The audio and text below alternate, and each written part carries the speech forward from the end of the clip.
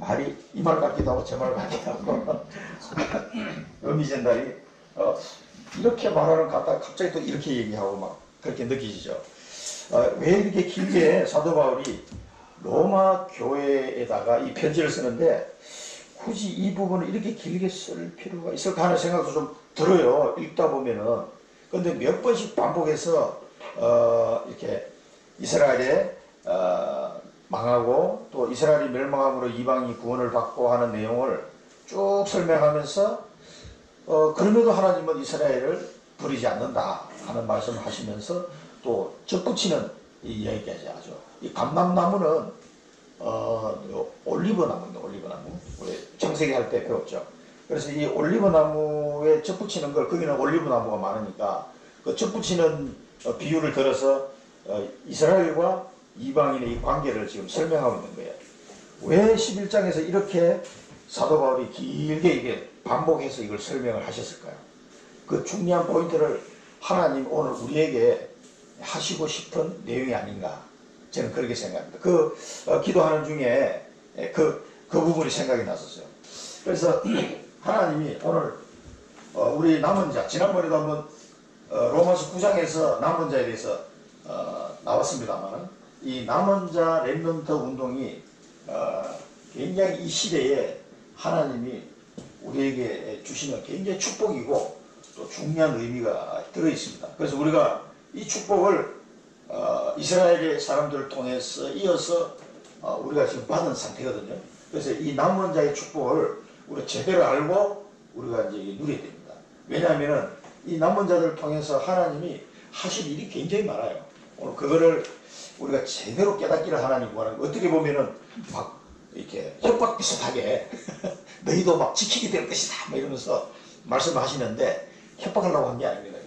우리의 주신 사명이 얼마나 귀중하고 소중하고 중요한지를 사도 바울은 지금 강조하고 있는 거거든요. 다시 한번 남은 자를 보면은요, 지난 화요 집회에서 또 이 메시지가 나왔어요.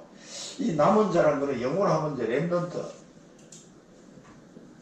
왜냐하면은 여러 교단에서 또 이 렘넌트라는 단어를 쓴다고 또 막 이렇게 핍박을 하니까 이건 그냥 성경에 있는 이사야서 말씀을 그냥 그들이 영어로 옮긴 건데, 요거를 이 남은 자라는 의미를 우리가 잘 이해해야 돼요. 거루터기. 이제 이 거루터기 하면은 좀 더 와닿는 말인데요. 이사야 6장 13절에 밤나무 상수리나무가 배임을 당하여도 그 거루터기는 남아있는 것 같이, 이렇게. 그러니까 이스라엘 백성이 다 망했어. 예루살렘 성전이 다 무너졌어요. 야, 이제 끝났구나 싶은데 그게 아니라 거루터기는 아무리 배더라도 거루터기는 남아있으니까 거룩한 씨가 거루터기니라 이렇게 말씀하시거든요. 그 거룩한 씨는 그리스도를 말하는 거거든요. 그래서 그리스도의 언약을, 가나안 땅에 그리스도가 오실 것을, 그 언약을 붙잡고 끝까지 남은 자들이 있었어요.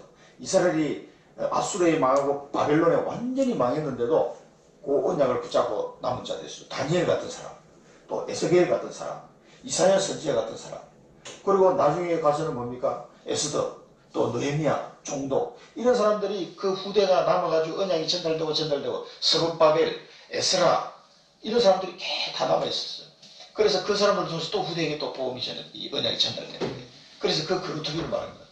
이 거루터기가, 거룩한 씨가 거루터기인데 이 거룩한 씨는 바로 예수 그리스도를 말하는 거고, 지금도 동일합니다. 이 예수 그리스도의 언약을 붙잡은 사람들이 계속 언약을 전달해 가고 있는 거예요. 그거는 많은 사람이 있는 게 아니라 소수, 남은 자만 그렇게 되는 겁니다. 이 언약을 붙잡고 남은 자가 있어요. 지금 청주에도 보세요. 한번 돌아보시면 청주 시내에 예수 그리스도의 언약을 붙잡고 이 복음을 전달해야 되겠다라고 결단하고 기도하는 사람이 몇 명 정도 될 것 같습니다. 100명 중에 한두 명 있을까 말까 할 거예요, 아마.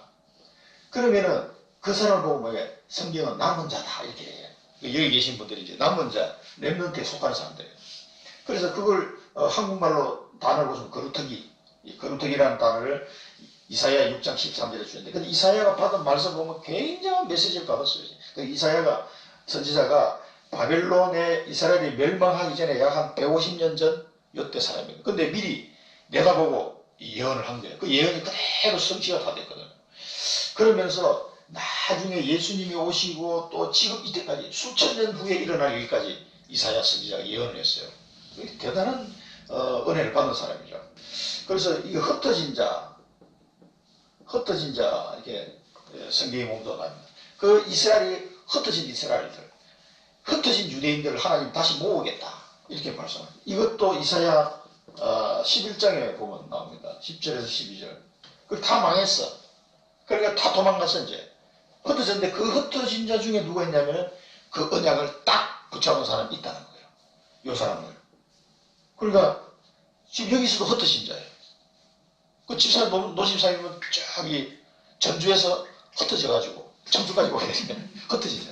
저는 또 직장 온 줄 알고 저기 대구에서 흩어진 자로 여기 청주까지 왔어요. 그 하나님이 흩어진 자를 막 환란이 와서 흩어졌어요. 초대교회도 마찬가지입니다. 이 흩어진 자를 통해서 언약을 전달해 나가기 시작합니다. 우리가 볼 때는 뭐 도망가네, 뭐 혹은 또 뭐 별 힘도 없어 보이고요, 뭐 별 볼 일 없어 보이는 것처럼 보여요. 세상 사람들이 볼 때는. 그런데 이 흩어진 자를 통해서 하나님의 계획이 성취되어 갑니다. 이런 단어들을 잘 봐요. 이런 단어를 다 합치면 이게 남은 자, 렘넌트, 이렇게 또 숨겨둔 자, 또 숨겨진 자, 이런 그래서 하나님이 많은 사람을 숨겨두셨어요. 그래서 오늘 여기도 7,000명이나 하나님이 숨겨놨다, 남겨뒀다 이렇게 얘기하잖아요. 또 오바데 같은 사람은 어떻게 동굴에다가 선지자 50명, 100명을 숨겨뒀어요. 그 사람들을 통해서 결국은 7천 제자가 나오고 그 사람들을 통해서 결국은 도단서 운동까지 연결되는 이런 일들이 벌어지는 거예요. 이 숨겨둔 자. 그러니까 그 시대에 메이저리티가 마이너리티죠. 이런 사람들을 통해서 하나님이 중요한 일들을 해나갑니다. 그래서 또 새순이다 이렇게 표현해요. 새순. 그래서 여기 이사야 11장에 보면은 이새의 뿌리에서 여기 또 가지가 또 나오는 거예요. 새싹이 나와요. 새싹이. 그래서 이새의 뿌리에서도 나온다 이렇게 표현하는데 그 이새가 누구는 다윗의 아버지잖아요. 그 다윗의 후손으로 계보로 오실 그리스도를 지금 상징하는 거예요.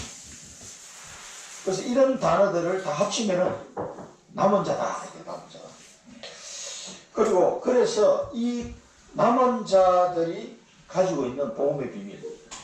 그래서 지금 우리가 뭐 2000년 만에 회복된 복음이다 이렇게 얘기하니까 다른 사람들은 막 이렇게 비난하기도 합니다만은 그런 게 아니라 교회사를 2000년 동안 사도 바울 이후에 2000년 동안 교회사를 쭉 연구를 해보면 이 복음의 비밀을 지금처럼 이렇게 적나라하게 하나님이 드러내신 적이 없어요.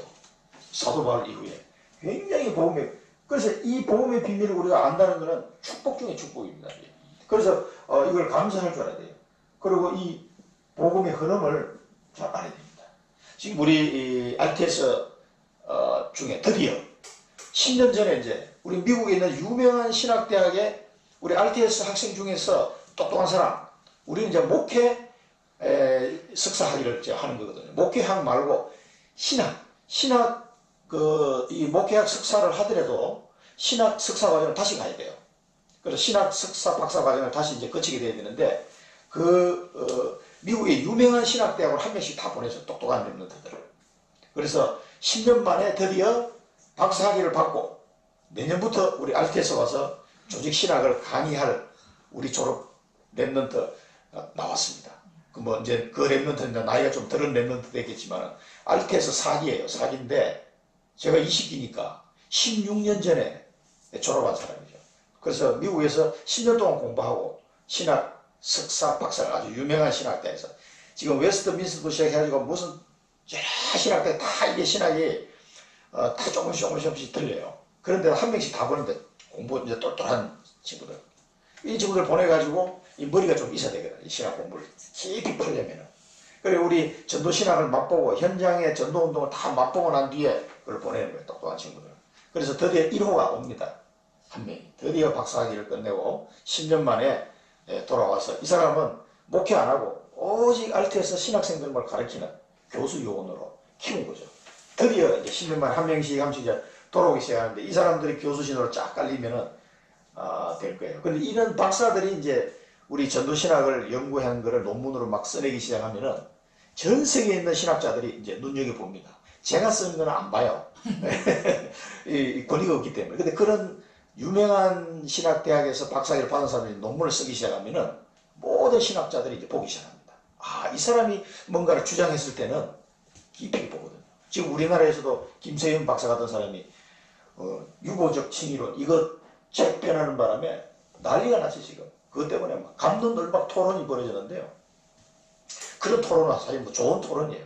그런 걸 토론하면서 더 하나님의 말씀을 깊이 깨달아가는 이제 과정이기 때문에 그러니까 그런 이제 1호가 이제 우선 내년부터 조직 신학을 이제 지금 나영화 박사님 하고 계시지만은 그 이어서 이제 한 명이 더 들어오게 되는 거죠 사실은. 제대로 이제 훈련받은 우리 랩런트 출신이 이제 1호가 옵니다. 지난번에 박세강 목사님이 설교하는 거 보고 많이 은혜 받았는데 그 사람은 지금 석사까지 마친 거예요. 이제 박사 과정 또 해야 돼. 머리도 많이 벗기졌던데 박사까지 하면 더 저기 할까 싶긴 한데 하여튼 그런 이제 랩런트 2명이 박사학위를 받았거든요. 한 명 돌아오고 또 한 명 또 온다고 합니다. 그러니까 나는 그분들의 강의를 들어볼 기회가 없어요. 졸업을 해야 되기 때문에 또 이제 안류 박사 과정에서도 만날 수도 있겠죠. 그래서 그런 이유가 있습니다. 이 복음의 비밀을요. 저같이 부족한 사람도 이 교회사를 공부해보고 이 신학을 조금 이렇게 쳐다보니까 차이가 많이 나요. 진짜 유럽에서 그 유명했던 신학 박사들이 쓴 책들을 보면은 이거 쓰려고 저렇게 일생을 바쳤나 하죠. 이런 생각 막 들어요. 금방지게. 근데 저만 그런 게 아니라 많은 사람이 공통적으로 막 느껴요. 그러나 우리가 그 사람들에게 신학적으로 내가 뭐 반박을 넘기면 안 되니까 뭐 반박은 못 하겠습니다만 느낌이 와요. 그래서 이제 이 복음의 비밀을 윤 목사님 통해서 하나님이 이렇게 드러내서 우리에게 주신다는 거예요. 하나님의 큰 은혜입니다. 이게. 뭐 우리가 뭐 윤 목사님이 연구를 많이 해서 된 것도 아니고 그게 전부 하나님의 은혜거든요. 이 복음의 비밀. 이 사도 바울이 깨달았던 이 복음. 그리고 이번에 바울 영화 제가 다운받아 놨습니다. 어디서 얻어가지고 영화에 보려니까 극장에 하는 데가 없더라고. 청주에. 이 상영관을 그런 영화는 기독교 단체에서 이게 만드는 영화다 보니까 사람들이 많이 안 올 걸로 생각하고 상영관 배치를 많이 안 했더라고. 금방 상영합니다. 그래 금방 보니까 없어버렸어. 그러니까 영화를 볼래 볼 수가 없어.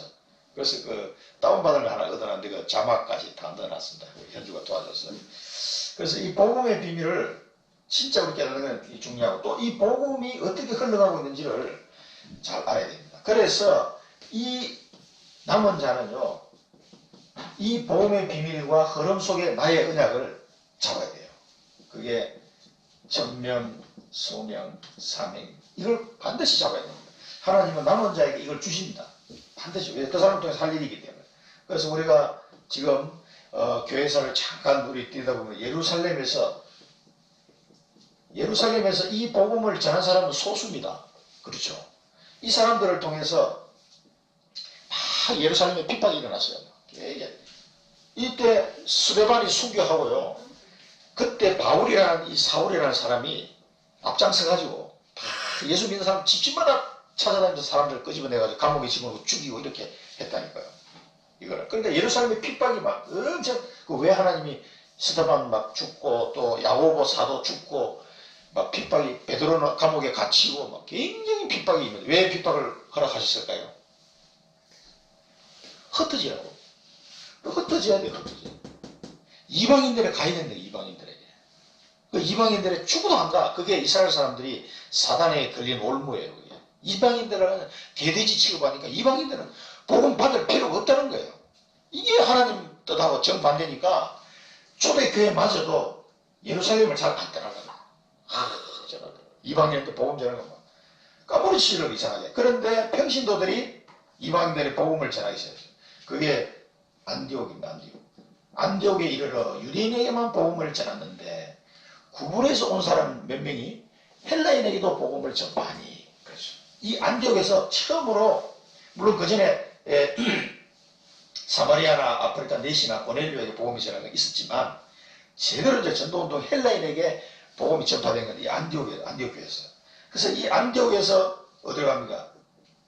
이제 안디옥에서는 선교사를 파송하죠. 마게도니아로 갑니다. 마게도니아 지금 그리스 지방이죠. 마게도니아로 가고 또 어디로 갑니까? 로마까지 이 복음이 전파됩니다. 이 흐름을 잘 보세요. 이게 하나님이 하시는 일. 이 사도 바울을 통해서 안디옥에서 출발해서 마게도니아로 로마로 스바다까지 가겠다. 그래서 이 로마에 지금 편지를 보낸 거예요. 사도 바울이. 그러니까 로마가 얼마나 중요한지 사도 바울은 알고 있어요. 그렇기 때문에 로마 이 교인들에게 아주 이 로마서를 써서 보냈다는 것은 정말 하나님의 작품이에요. 그래서 이 로마가 얼마나 중요하냐면은 이 로마 교회를 통해서 나중에 어떻게 돼요? 전 유럽으로 복음이 들어가게 됩니다. 물론 로마 가톨릭이라는 이 사단의 방해가 있었습니다만 천년 동안 그 천년의 세월을 뚫고 루터와 칼빈 같은 사람을 통해서 종교개혁이 일어나죠. 그래서 유럽에는 이 기독교 복음 때문에 30년 전쟁에 또 터지기도 하고 굉장히 많은 갈등을 겪습니다. 유럽이 아직도 지금 그렇게 남아있거든요. 그래서 가장 그때 쓰임을 받았던 사람들이 루터, 독일, 그 다음에 칼빈, 프랑스 사람이에요. 그 사람들이 스위스로 도망가고 그래서 프랑스가 로마 가톨릭을 지지하는 바람에 프랑스 왕이 전부 다 그 프랑스에 있었던 위그노족이라고 그러죠. 그 위그노족이 누구냐면 바로 이 복음을 받은 개신교도들이에요.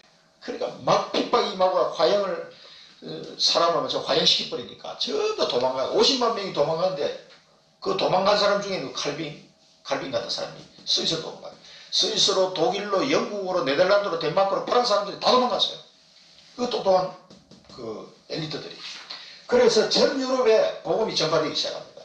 그래서 루터와 칼빈을 중심으로 이 복음이 전 유럽에 선포되고 드디어 영국에까지 오게 된 거죠. 그래서 영국의 그 청교도들이 또 어디 갑니까? 아, 우리 영국 국교는 도대체 보니까 가톨릭하고 비슷해. 그거 갱신해야 돼. 그래서 청교도들이 그 영국 왕한테 막 난리를 쳤습니다. 전부 시민들이 일어나고 우리는 청교도야. 왜 당신들은 국교도 가지고 가톨릭 비슷 무리하게 그렇게 하냐. 완전 갱신해야 된다. 그러니까 영국 왕이 야 국교도 싫으면 나라를 떠나라. 그래가지고 전부 다 미국으로 이주할 수 있도록 해주겠다. 그래가지고 청교도들이 전부 다 미국으로 떠납니다. 한번 생각해 보세요. 지금도 미국 가기가 쉽지 않은데 그 옛날에 1600년대에 배 타고 그 가다가 막 반은 다 얼어 죽고 절반만 살아남았잖아요. 105명이 처음 갔거든요. 그 영국에서 청교도들이 미국으로 갈 때 그걸 모습을 보고 덴마크, 네덜란드, 아일랜드, 유럽에 있는 모든 청교도들이 다 미국으로 갑니다. 그래서 왜 그렇게 하셨을까요? 하나님이 그 핍박을 통해서 또 미국에 하나님이 복음을 전달하겠어요.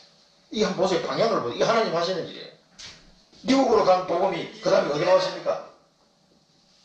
유럽과 미국에서 신학이 정립이 되고 로마와 유럽과 미국. 그러니까 이 로마 교회가 굉장히 중요한 지점이에요. 그리고 미국으로 건너간 복음이 한국에 와서 한국에서 드디어 1880년대 한국으로 이 복음이 전해서 언더우드 선교사를 통해서 한국에 복음이 이제 제대로 들어오기 시작합니다. 그리고 한국에 들어온 복음이 이제 어디로 가야 되겠습니까? 처음에는 평양으로 왔다가 토마스 선교사 실패하고 그 다음에 이제 서울로 들어온 사람이 언더우드 알렌 선교사들. 알렌은 의사인데 선교사고 언더우드는 이제 신학을 한 목사님이 이제 선교사로 오신 거죠. 그래서 한국의 복음이 제대로 이제 전파되기 시작합니다. 그래서 이 한국에 전파된 복음 어디로 갈 것 같습니까? 잘 보셔야 됩니다. 이게 지금 평양으로 가야 됩니다. 평양으로 가가지고 그 다음에 북경으로 가야 돼요. 지금 도시를 이제 다시 나라라서 여기 이제 북한이고 이 우리나라 여기까지는 북경부터는 이제 중국이에요. 그래서 지금 철도 가는 거 있잖아요. 잘 봐야 됩니다. 이거 성경 눈으로 보셔야 돼요. 하나님이 지금 하시는 일이 아닌가 생각이 들어요. 평양까지 철도로 해서 북경까지 이제 가는 시기로 올 겁니다. 그래서 육로로 여기서부터는 육로로 해서 어디까지 가냐면 예루살렘까지 가야 돼요. 그래서 북경에 오면 북경 다음에 뭡니까? 중국에서 제일 서쪽 지방이 어디예요? 그게 신강 위구르라고 해서 우르무치라는 도시가 있어요. 우르무치. 왜 이 도시를 이름을 쓰는지 여러분 좀 더 말씀드리겠습니다. 이 우르무치에서 서쪽으로 또 가면 뭐가 나오는지 아십니까? 우즈베키스탄 중앙아시아 우즈베키스탄 타슈켄트가 나와요. 타슈켄트. 이 타슈켄트가 우즈벡 수도입니다. 이게 우즈베키스탄이 나오고 물론 이제 이게 타지키스탄, 키르기스탄, 뭐 조지아, 뭐 아제르바이잔 이런 중앙아시아 나라들이 많이 있습니다. 근데 그 중에서 이 타슈켄트가 이 우즈벡 수도. 여기서 서쪽으로 또 쭉 가면 뭐가 나오겠습니까? 여러분 잘 아시는 테헤란이 어디죠? 이란의 수도입니다. 이란의 수도. 테헤란이 나옵니다. 테헤란에서 더 서쪽으로 가면 뭐가 나옵니까? 바그다드가 나와요. 바그다드. 바그다드가 어딥니까? 이라크 수도죠. 이라크. 이 바그다드에서 서쪽으로 가면 뭐냐면 예루살렘이 나옵니다. 이게 지금 하나님의 방향이에요. 이게 메인스트림입니다. 그래서 지금 보면은 이 북한의 문이 열리면 평양에 가서 복음 전하겠다는 랩런트들이 지금 우리 RTS에 많이 있습니다. 그리고 북한에서 넘어온 우리 랩런트도 있고 한국 랩런트 중에 또 제가 한 명 만났어요. 저는 북한 선교를 하겠습니다. 북한 문 열리면 가서 북한에 복음 전하는 이런 친구들이 있어요. 20대 우리 랩런트들이. 북경에 우리 노전도사가 지금 준비하고 있습니다. 여기 갈 거라고. 우르무치에는 누가 가면 자전도사가 지금 준비하고 있어요. 희한하죠? 자기 가족들이 우르무치에 있어 지금. 그래서 지금 방학 되면은 삼통성하고 이 신강 이쪽에 자전도사는 지금 다니고 있어요. 앞으로 선교 지역을 탐방하러 지금 계속 방학 때마다 가고 있는데 차비도 한 번도 안 보태서 좀 미안하네요. 이 우르무치에 지금 이 사람 생각하고 있어요. 그게 지금 바로 우리 옆에 있다니까. 이런 흐름을 알고 지금 가는지 모르겠는데 여러분 다수겐 우즈베키스탄이나 중앙아시아에서 온 사람들 많습니다. 청주에. 이 사람들 예산을 보시면 안 돼요. 이 선교사를 파송해야 돼요. 그 다음에 지금 우리 이름은 밝히지 않습니다. 그 선교사님. 지금 이란이나 이라크 쪽에 이슬람의 이 사우디아라비아 같은 이슬람의 이 핵심 지역에 계속 선교 활동하시는 분이 있어요. 여기 집중적으로. 그 다음에 유대인을 향하여 복음 전하는 우리 렘넌트도 있습니다. 나는 유대인에게만 복음 전하겠다. 이렇게 작정한 사람도 있다니까요. 그리고 여기에 평양, 북경, 우르무치 다 있어요. 이게 그걸 가만히 생각하니까 어제 이게 말씀을 준비하면서 묵상하니까 야 하나님이 렘넌트들을 준비시키고 있구나. 벌써 이런 데 가야 땅끝이 이제 오는 거예요. 예루살렘까지 가야 돼. 이제 이 흐름을 잘 보면서 복음이 어떻게 전달되는구나 하는 거를 우리가 잘 생각하고 한번 그림을 이렇게 그려보실 필요가 있습니다. 그래서 이런 관점에서 봤을 때 이스라엘의 남은 자가 얼마나 중요하냐 말이죠. 여기서 보면은 11장 1절에 4절 보면 남겨둔 자. 요거는 누구한테 한 얘기를 인용했냐면 엘리야가 하나님 다 죽었어요. 다 죽고 나만 남았어요. 우리 자기도 죽게 해달라고 막 엘리야 그랬잖아요. 로뎀나무 밑에서. 그때 하나님이 엘리야에게 주신 말이에요. 엘리야야 그렇지 않다. 내가 바알에게 무릎 꿇지 않은 7,000명을 내가 남겨뒀다. 누구를 위해서? 나를 위하여. 하나님 그렇게 말씀하셨어요. 하나님을 위하여 7,000명을 남겨뒀다는 거예요. 그래서 이 7,000명을 통해서 나중에 도단성 운동이 일어나게 되는 거죠. 그래서 이런 사람이 남겨둔 자가 있다는 거예요. 이번에 어딥니까? 우리 1차 합숙훈련, 집중훈련 했는 데가 인도하고 중국 사이에 이름 값이 생각나 나라. 거기에요. 선교사도 없어요. 거기에 제일 먼저 갔다 오신 분이 오천록 목사님이에요. 제가 1학년 때 강의 시간에 얘기를 해주시더라고. 갑자기 그날에서 연락이 왔는데 옛날에 영국 식민지 때 복음받았던 사람들이 교회가 있는 거예요. 그게. 이 불교 나라에 무슨 교회가 있냐고 갔더니 2,000명이 모여있는 거예요. 2,000명이. 근데 그 사람들 믿음이 얼마나 순수한지 복음의 내용은 잘 이렇게 약하긴 한데 하나님을 향한 그 마음은요 누구보다도 뜨거운 사람들이에요. 그리고 가니까 벌써 중직자들이 평신도도 훈련 다 시키고 이러고 있는 상황이에요. 그래서 70인 요원, 우리가 말하는 70인 요원이 평신도 와서 막 강의하는데 그 교회 담임 목사님이 막 받아주고 있는 거예요. 그 자기가 그걸 보고 쇼크를 받았다 그러시더라고. 야, 이 사람은 다락방 전도운동 하도 훈련도 안 받은 사람도 어떻게 우리하고 똑같이 하고 있냐. 그래 지금 놀랬다 그러면서 와서 유광수 목사님께 보고를 드린 거예요. 그래 이번에 이제 거기서도 우리 다락방 훈련을 받고 싶다 그래가지고 이번에 이제 부대가 가는데 2년 만에 이제 봉시를 가는데 이번에 뉴스 나왔잖아요. 너무 은혜를 많이 받는다고 거기 있는 사람들이. 그래가지고 그렇게 하나님이 네팔 같은 나라에 힌두교하고 불교잖아요. 거기는 힌두교 인도에서 나 예수 믿겠다 이래가지고 힌두교 엄마 아빠한테 핍박을 받아가지고 집에 나가라 그랬네요. 그래 애를 쫓아내버렸어. 그럼 얘네 청소년들이 갈 데가 없으니까 네팔에 있는 교회로 온 거예요. 어떻게 소문을 듣고 와가지고 거기 네팔에 있는 교회 중직자가 인도에서 도망쳐 나온 그 힌두교 집안에서 도망쳐 나온 쫓겨나온 그 아이들을 키우는 거야 같이. 어린 애들이에요. 근데 그 중위자가 잘 네팔이 뭐 잘 삽니까 어디? 가난한 나라잖아요. 그런데도 그 아이들을 자기 집에 데려다 놓고 다 교육시켜요. 학교도 다 무려 오천원 목사님 너무 충격받아가지고 그 모습을 보면서 야, 이 사람들은 나보다 낫다. 진짜 복음을 위해서 모든 걸 드린다는 거예요. 그 아이들을 유학까지 보내는데 영국으로 유학 보낸 사람도 있어요. 자기도 뺏기기도 있기도 힘든 사람이 그 아이를 자기 친아들도 아닌데 그 아이를 키워서 영국으로 유학을 보내요. 그게 가능하겠습니까 그게? 그게 5천원 보내 갔다 오더니 입을 딱 벌리시더라고. 와, 근데 그 네팔에서 이번에 다락방 전도훈련 받고 싶다 그래가지고 이번에 이제 2년 5천원 보상 갔다 오는 오지 그 약 한 2년 만에 지금 그 합숙훈련이 진행돼요. 집중훈련이. 그러니까 이 남겨두는 7,000명이 어떻게 그렇게 하냐. 구석구석 파키스탄이 있죠. 그 네팔 같은 나라도 있고 벵글라데시도 있고요. 곳곳에 하나님이 숨겨놨어요. 그러니까 이 과정이요. 우리가 볼 때는 언제 가지 싶지만은 지금 여기 활동하는 선교사도 있고 그 각나라에 지금 숨겨둔 사람도 있고 또 여기 갈 랩런트 가는 준비시키고 있어요. 이 흐름을 우리가 잘 보면서 우리의 언약을 잘 잡아야 돼요. 남겨둔 7,000명이 엘리야 시대 때 하나님이 7,000명 남겨놓은 게 아니에요. 지금도 있습니다. 이 사람들이. 그리고 여기는 열왕기상 19장 18절에 나오는 말씀이죠. 그 다음에 은혜로 택하심을 받은 자. 이 남은 자는 은혜로 택하심을 받은 자다. 그러니까 우리의 행위에 있지 않고 이 하나님이 남은 자를 선택하는 기준이 뭐냐? 은혜다. 우리가 잘나서 택한 게 아니다. 하나님의 은혜로 우리를 남은 자로 택하여 주셨다는 겁니다.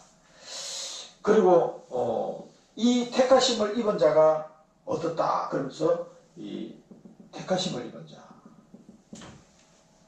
이 얻었다는 건 뭡니까? 구원을 얻었다는 구원.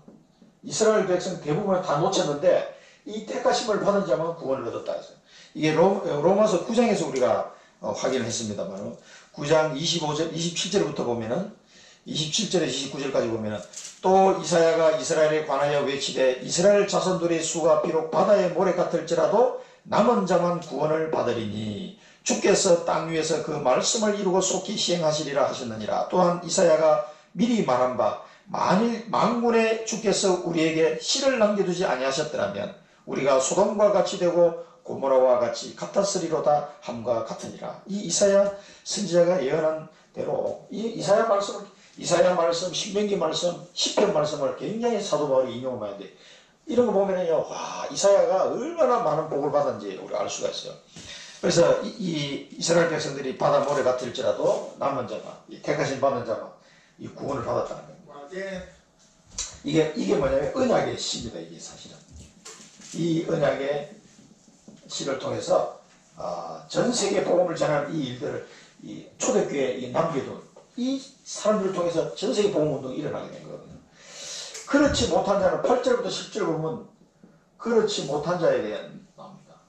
이거 읽어보면은 이사야 29장 말씀 통해서 보면 혼미한 심령이다. 혼미한 심령. 그렇지 못하는 사람은 혼미한 심령이라고 했어요. 그리고 보지 못할 눈을 주셨고 듣지 못할 귀를 줬다고 했어요. 이 사람들한테는 이 그렇지 못한 사람들은 하나님의 말씀이 봉인된 상태. 요거는 이사야 6장 9절에서 10절 보시면 잘 나와 있습니다. 그러니까 이거 들어도 깨닫지 못할 것이며 보아도 알지 못할 것이다 그랬어요. 너희들에게는 내가 눈을 가리고 귀를 막아버렸다 그랬어요. 그럼 완전히 하나님 말씀이 이 사람들은 봉인돼 버렸어. 눈으로 분명히 내 육신의 눈을 보는데도 깨달을 수가 없어. 분명히 듣는데도 깨달을 수 없고 보는데도 알 수가 없어. 이게 지금 우리가 복음을 듣고 알 수 있다. 우리 현장에서 복음의 능력을 확인하고 이렇게 된다는 거는요, 얼마나 축복인지 모릅니다. 이 하나님의 이 택하심을 받은 자예요. 그래서 이런 자들에게는 보지 못하게 한다. 그래서 하나님이 우리에게 오늘 이 1페이지를 통해서 언약으로 붙잡아야 될 거면 나는 이 시대에 남은 자다. 이 시대에 남은 자다. 엘리야 시대도 있고 초대교회도 있었습니다만 이 시대에 남은 자로 나를 하나님이 불러주셨다는 거예요. 그것이 하나님의 은혜라. 나의 행함으로 된 것이 아니고 은혜로 된 것이다. 하나님이 나를 구원의 택하심을 하셨다. 나는 이 시대에 남은 자라는 걸 꼭 기억하시고요. 그래서 뭡니까? 이 청주 지역과 또 세계화. 그리고 우리는 지금 외국에서 많은 사람들이 왔기 때문에 이 다민족들을 얼마든지 복음 전할 수 있어. 우리가 안 가도 말이에요. 쉽게 할 수 있도록 하나님 보내시고 이 우리 후대들을 살리는 이 사명을 잘 감당해야 되겠습니다. 나는 이 시대의 남은 자다. 이거 꼭 기억하시고요. 두 번째는 이방인의 구원에 대해서 이방인의 구원인데 이 이방인의 구원이 이스라엘을 통해서 이방인으로 넘어간 이 관계를 계속 지금 설명하고 있어요. 이스라엘의 넘어짐이 이방인의 구원이 됐다. 이방인의 구원.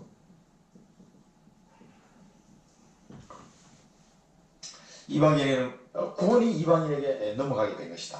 그리고 이스라엘의 넘어짐과 실패가 이 세상과 이방인의 풍성함을 이루게 했다.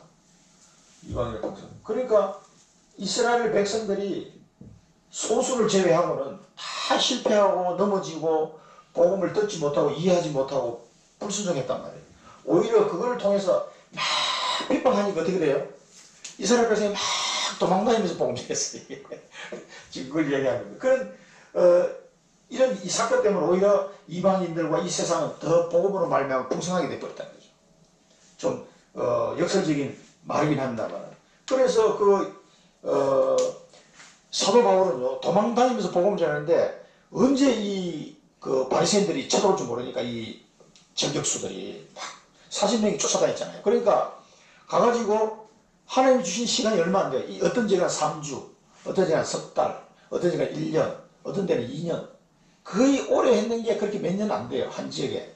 계속 돌면서 복음을 전할 수밖에 없는. 그래서 20년 만에 그렇게 많은 교회를 사도 바울이 세우도록 하나님 하셨습니다. 그래서 이런 이스라엘 사람들의 실수와 실패와 넘어짐 때문에 이방인에게는 오히려 풍성한 은혜를 끼치게 되는 그걸 지금 얘기하는 거예요. 그래서 이 관계를 잘 이해를 해야 돼요. 그러면서 사도 바울이 뭐랍니까? 나는 이방인의 사도다. 내가 이방인의 사도가 된 걸 영광스럽게 생각한다. 자기 직분에 대한 내 영광이다. 그렇지만 이스라엘이 시기나 이방인들이 복음이 들어가고 거기에 성령의 역사가 일어나니까 이스라엘 사람들이 막 시기해요. 그 시기남을 인해서라도 다만 몇 명이라도 내가 이스라엘 백성을 더 건지고 싶어가지고 이렇게 표현했어요. 그러니까 사도 바울이 바리새인 중에 바리새인이었잖아요. 아주 대표적인 바리새인 주자인데 이 사람이 예수 믿고 변해버리니까 바리새인들이 더 열받았어.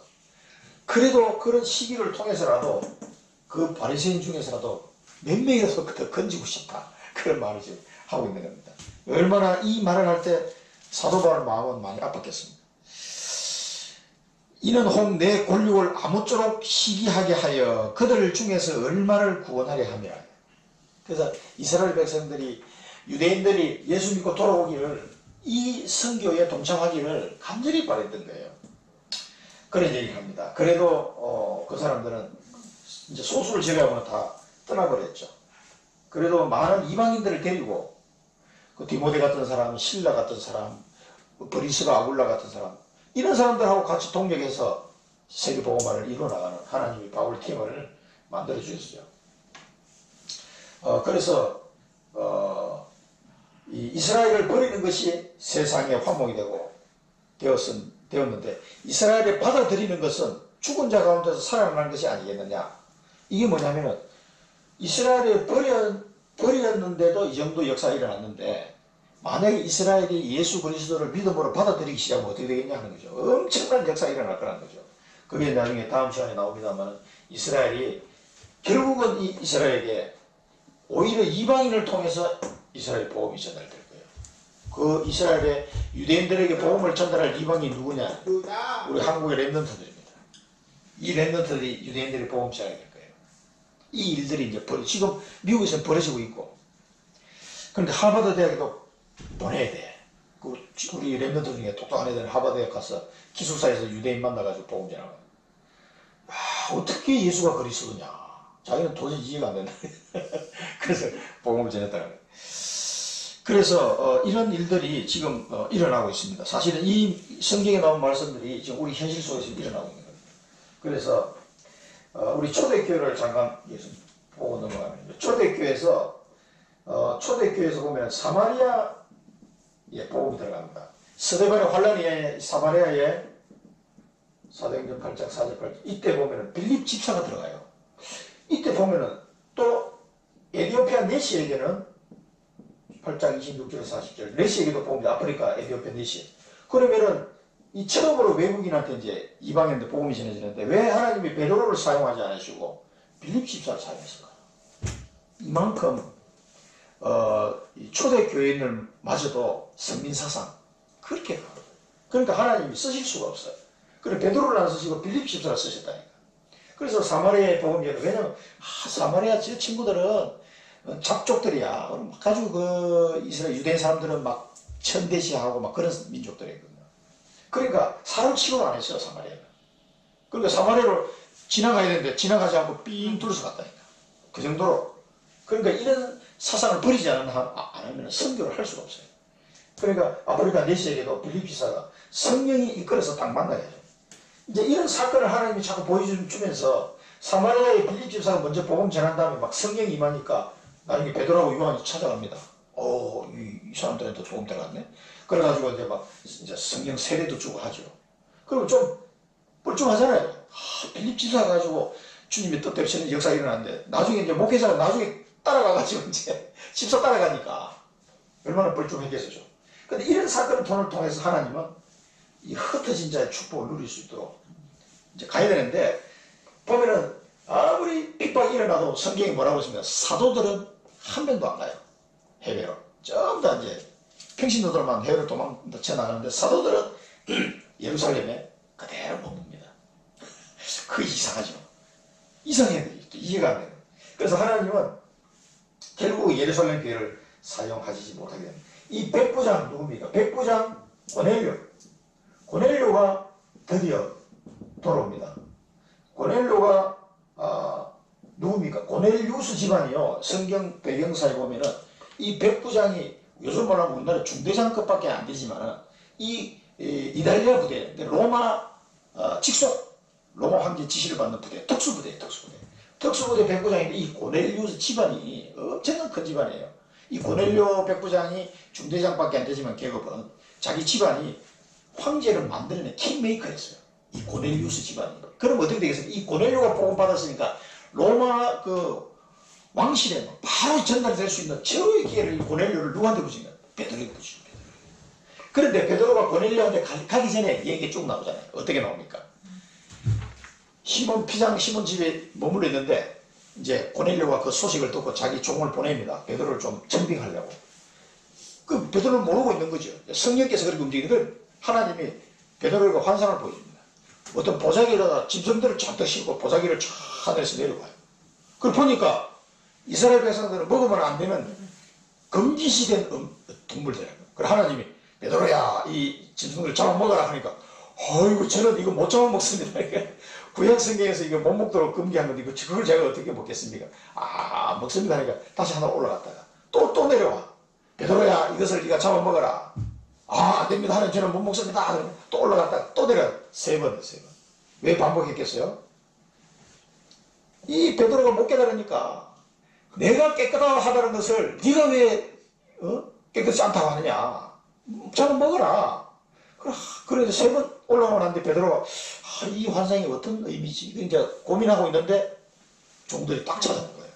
그래서 보면 성령께서 베드로에게 그 사람들 따라가라. 두려워하지 말고 따라가라. 왜냐하면 이 로마 부대 군인이 부르는데 겁나잖아. 그래서 나 잡아가려고 그러나. 근데 따라가라고 그랬단 말이에요. 그리고 베드로 가서 보니까 고넬료하고 그 집안 사람들이 전부 다 예수 믿을 준비를 다 하고 기다리고 있는 거예요. 그러면 복음 전하니까 성령이 역사해가지고 방언이 터지고 모든 사람이 성령이 충분 은혜를 받는 걸 보고 베드로가 깜짝 놀라는 거예요. 이 이방인 그렇게 중요한 앞으로 로마 교회의 중요한 일꾼이 될 이 고넬료 로마 황실에게 직접 영향을 미칠 수 있는 엄청난 고넬료스 집안의 아들을 딱 누구한테 베드로에 붙이는 거예요. 그러면은 베드로가 고넬료 집에 복음 전하고 많은 사람이 예수 믿는 걸 보고 성령 역사를 보고 이제 성령 세례도 주고 왔거든요. 그리고 예루살렘에 돌아와가지고 뭡니까? 막 비방합니다. 왜 너는 이방인하고 같이 밥 먹었냐? 손으로 비난하니까 베드로가 내가 가려고 해서 간 게 아니고 베드로가 총회장이 총회장. 그런 사람이 막 변명을 합니다. 이렇게. 그렇게 변명할 상황이 아니거든요. 지금 하나님이 로마 복음을 위해서 지금 문을 여셨다 하고 막 선을 해야 될 판에 그게 아니고 하나님이 가라고 해서 나도 어쩔 수 없이 갔다. 성령께서 역사하는 내가 어떻게 세례를 주지 않을 수 있겠나 이렇게 막 변명합니다. 여기서 끝난 거예요. 첫 이방인의 공격적인 문을 베드로에게 하나님이 열게 하셨지만 한번 생각해보세요. 예수님이 3년 반 동안 12제자를 크게 준비시켰잖아요. 그렇게 훈련시켰잖아요. 그렇게 역사를 보여주고 훈련시켜가지고 12제자를 세워놨는데 이 친구들이 예루살렘을 떠나지를 않는 거예요. 당초에 땅끝까지 정이 될 것이다 했는데 안 가. 그리고 계속 우리는 예루살렘에 있을래. 우리 있으니까 어떻게 됩니까? 이게 이제 안 고쳐지는 거예요. 그래서 하나님이 바울이라는 사람을 준비하게 쓰시는 거예요. 그러니까 참 이런 거 아이러니해요. 이 12제자를 예수님이 그럼 예수님의 사역이 그러면 실패한 건가? 아니에요. 그래서 이 12제자들을 가지는 않지만 이 사람들을 통해서 사도 바울이 계속 여기서 나온 바나바 목사, 그 바나바 목사를 통해서 바울이 나오고 그 바울이 계속 보고합니다. 이 총회장 베드로에게 자기가 사역을 계속 보고하면서 다녀요. 그런 관계 속에서 이제 다니는 거는 바울이 다녔지만 그 이제 백그라운드는 사실은 이제 베드로가 예루살렘에 된 겁니다. 그러나 그 선교의 축복은 이 사람 여기서 끝나버려요. 여기서 요걸로 끝나버린다. 그 뒤에는 보면 전부 다 이제 바울을 통해서 이루어지게 됩니다. 그래서 안타까운 이 장면입니다. 그래서 안디옥 교회가 세워지게 됩니다. 안디옥 교회가 11장 19절에서 21절 보면 안디옥 교회가 세워지고 그래서 여기도 보면 이제 헬라인에게도 복음을 전파하니 이렇게 나옵니다. 그래서 헬라인에게 본격적으로 앞으로 마게도냐로 가야 되는데 거기에 본격적으로 복음이 전파되어지고 선교사를 파송하게 되는 거죠. 13장 1절에서 3절까지. 그리고 초대교회도 보면은 그런 부분들 때문에 굉장히 어려움이 있었다는 거. 가야 된다는 거. 그래서 이 거룩한 사도 바울은 이 얘기를 했습니다. 처음 익은 곡식가루가 거룩한 것처럼 떡떡이도 거룩해진 것이다. 그것도 이제 이스라엘 백성과 이방인을 연결해서 지금 설명하고 있는 거예요. 이 처음 익은 곡식가루, 처음 익은 곡식은 아브라함이나 이삭 같은 사람, 이런 이스라엘 사람들을 통해서 이 곡식가루를 만든 떡덩이도 거룩해진 것이다. 이걸 이방인이 나타낸 거죠. 그 다음에 뿌리와 가지를, 뿌리가 거룩한 적 가지도 거룩해지리라. 그 뿌리는 이스라엘이고 가지는 이방인들 교회를 말합니다. 이거는 이스라엘과 이방인의 인과관계를 쭉 설명한 거예요. 그래서 에베소서 2장 13절에서 16절을 보면 그리스도 안에서 이스라엘과 이방인을 하나님 화목케 하셨다 이런 나옵니다. 에베소서 2장 13절. 그래서 이 참 사도 바울이 대단한 사람이에요. 이 은혜를 받은 사람이 이 사람이. 그래서 하나님과 화목하게 되는데 이방인과 이스라엘이 같이 화목하게 되어서 그 둘 사이에 막힌 담을 허물고 하나님과 같이 화목하게 만들었다. 그래서 이방인과 이스라엘이 같이 가는 이걸 얘기합니다. 그러니까 에베소 교회가 이방인도 있고 이스라엘 사람도 있기 때문에 지금 이렇게 얘기한 거죠. 그래서 여기 우리가 붙잡아야 될 미션입니다. 미션은 뭡니까? 하나님이 주신 나의 선교, 하나님이 주신 나의 선교에 대해서 그림을 한번 그려보시면 하나님이 주신 나의 선교 그림을 하나님 계획입니다. 이걸 한번 꼭 그려보시기 바라고요. 그 다음에 마지막으로 접붙임에 대해서 접붙임의 비밀에 대해서 설명합니다. 여기는 이제 돌감람나무를 설명해요. 접붙임. 그러면서 이 돌감람나무와 참감람나무 이 접붙임을 설명하면서 뿌리의 진행을 함께 받는 자가 되었다. 그러나 너희들은 자랑은 금물이다. 자랑하지 말라. 우리가 가지를 잘리신 이스라엘 가지가 잘리고 그 가지에 대신 우리가 이제 접붙임을 받아서 열매를 맺게 하셨는데 그거를 너희들은 그 잘려진 가지를 보면서 그러던 말이야 내가 좀 된 것처럼 자랑하지 말라 그러지. 자랑하지 말라 그랬어. 오히려 두려워하라. 두려워하라. 뿌리가 너를 보존하는 것이다. 자랑하지 말라. 그리고 그들은 믿지 아니함으로 꺾이고 너는 믿음으로 섰느니라. 그래 높은 마음을 품지 마라. 높은 마음 품지 마라. 오히려 두려워하라. 높은 마음을 품지 말고 두려워하라.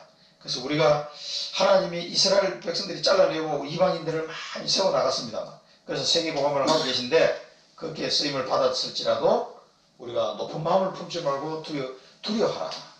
원가지도 아끼지 아니한 것처럼 너희도 아끼지 아니하리라. 이거는 우리를 뭐 협박하려고 그런 게 아니라 우리의 사명이 그만큼 중요하다는 겁니다. 그래서 너희는 하나님의 인자하심에 머물러라. 하나님 이제 늘 하나님과 화평한 관계를 계속 하나님과 소통하면서 언약 속에서 머물러라는 얘기죠. 그렇지 않으면 준엄함을 버려진 자들, 넘어지는 자들에게 하나님의 그 준엄하심을 기억하라. 꼭 해야 됩니다. 하나님이 이렇게 하나님이 그 12제자를 쓰시려고 큰 기회를 주셨는데도 그 기회를 놓치니까 할 수 없이 잘라낼 수밖에 없습니다. 바울에게 바톤이 넘어가게 됩니다. 인자하심과 하나님의 그래서 인자하심과 준엄하심을 우리가 늘 기억해야 됩니다. 너희도 지키게 될 것이다. 잘못하면 너도 지키는 바 되리라. 22절에 보면 했죠. 그래서 이런 것들을 잘 생각하면서 기억하는 겁니다. 그래서 이스라엘이 다시 접붙임을 받게 되고 회복될 수도 있다. 그 얘기를 합니다. 그들을 접붙일 능력이 하나님께 있습니다. 그래서 돌감람나무에서 지킴을 받고 본성을 것을 좋은 감람나무에 접붙임을 받았으니 원가진 이 사람들이야 얼마나 더 자기 감람나무에 접붙임을 받으랴. 그리고 우리도 그렇게 하셨는데 이방인들이 우리도 이스라엘 백성이 돌아올 때 그 사람 믿음을 회복하면 하나님이 얼마나 다시 뭐 그 사람들 원래 참 감람나무니까 돌아오기 쉽겠느냐. 그 이스라엘이 회복을 또 가능성을 또 얘기합니다. 이게 왜냐하면 미래에 일어날 일이기 때문에 얘기를 하고 있습니다. 그래서 우리가 여기서 참고할 성경 구절은 요한복음 15장 1절에서 8절은 포도나무 비유 나오죠. 너희는 가지다. 예수님은 포도나무, 우리 가지에 붙어 있으면은 저절로 열매 맺는 저절로 열매. 근데 가지가 떨어지면은 버려지지 못하는 거죠. 그래서 우리는 예수님께 잘 붙어 있으면은 우리가 돌감람나무로서 참 감람나무에 접붙임 이방인으로서 남은 자, 남겨둔 자로서 이 열매 맺는 삶을 살게 될 것입니다. 그래서 우리 여기서 비전이 우리가 볼 수 있는 비전은 뭐냐면 그리스도 안에서 우리가 그리스도 안에서 모든 민족을 제자 삼는 모든 민족을 제자 삼는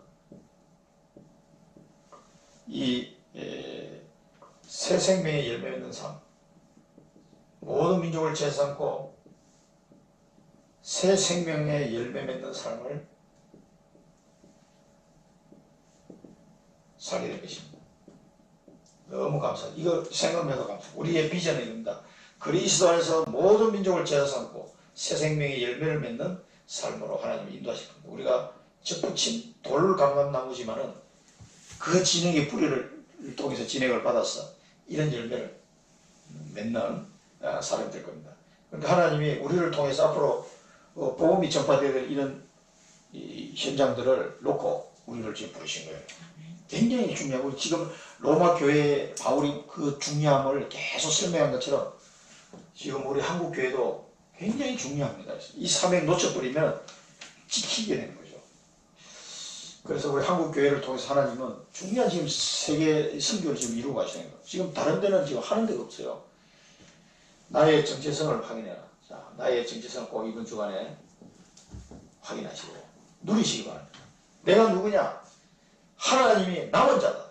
이 시대를 살릴 하나님이 이 시대의 남은 자로 나를 부르셨다.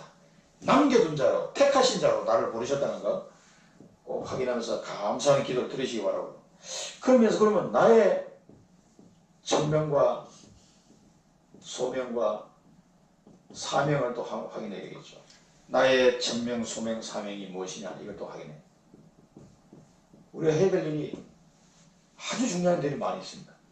나의 정체성을 확인하시고 나의 사명을 확인하시고 그러면서 나의 전도와 선교의 이 그림을 한번 그려보시오. 나는 어떻게 전도하고 선교할 하나님의 계획이 있는지 이 계획을 한번 나의 전도와 선교 그림을 한번 이게 그려보시기 바랍니다. 그러면서 우리 한국 서쪽에 있는 이런 지역을 바라보면서 어떻게 복음이 전달되어 갈 건지 이런 것들을 쭉 그림을 그려보고 우리 기도 제목으로 삼으면 굉장히 유익하겠습니다. 기도하겠습니다. 살아계신 하나님 아버지 은혜를 감사드립니다. 저희들에게 이 시대의 남은 자요 택하신 자요 남겨둔 자로 불러주심을 감사드립니다. 오직 하나님의 은혜로 말미암아 하나님 남은 자로 불러주셨사오니 날마다 복음의 비밀을 잘 누리게 하시고 이제는 나를 통하여 이루실 전도와 선교의 현장을 바라보고 그림을 그릴 수 있는 은혜를 허락하여 주옵소서. 우리 각자에게 주신 그 천명 소명 사명을 발견하고 날마다 확인하며 기도로 누리는 전도자의 삶을 살아가게 하여 주옵소서. 예수 그리스도 이름으로 기도드립니다. 아멘.